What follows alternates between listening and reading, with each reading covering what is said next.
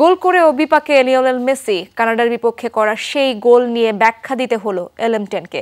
Enzo ফার্নান্ডেজের গোল কেড়ে নেয়ার কোনো ইচ্ছা ছিল না বলেও জানান তিনি। শুধু বলের গতিপথ পরিবর্তনের জন্যই পা ছুঁইয়েছিলেন তিনি।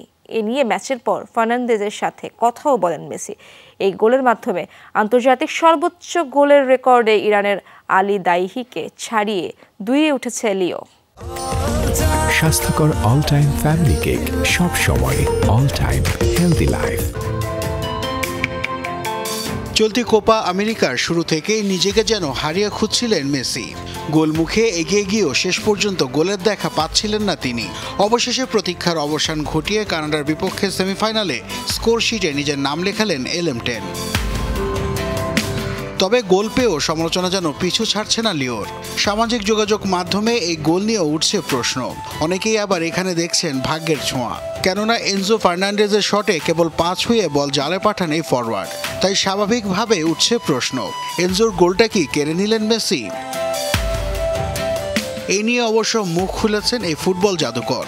আর্জেন্টিনার সংবাদ মাধ্যম টিওয়াইসি স্পোর্টসে এক সাক্ষাৎকারে জানান, ফার্নান্ডেজের গোলটি নিজের নামে লেখানোর উদ্দেশ্য ছিল না তার। আমি এনজোকে বলেছি ওর গোলটি কেড়ে নেওয়ার কোনো উদ্দেশ্যই ছিল না আমার, কিন্তু আমি দেখেছি গোলকিপার শুয়ে পড়ছে, বলটাও ধীরে আসছে, তাই আমি বলের গতিপথ কিছুটা পরিবর্তন করে দিয়েছিলাম। গোলটি নিয়ে অফসাইডের আবেদন করেছিলেন কানাডার ফুটবলাররা। তবে মেসি বক্সে থাকা অবস্থায় কানাডার এক ডিফেন্ডার রক্ষণের চেয়ে বেশি নিচে নেমে যান, তাই অফসাইডের ফাঁদ এড়িয়ে যান আর্জেন্টাইন অধিনায়ক।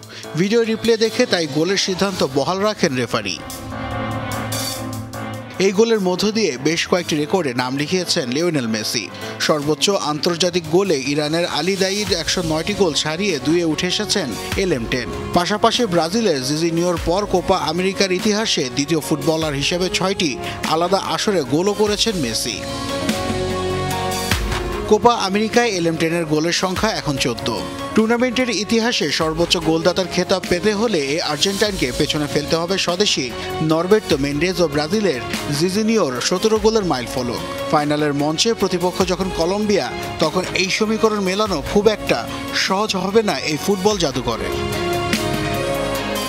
নাসিফ শুভ, যমুনা স্পোর্টস।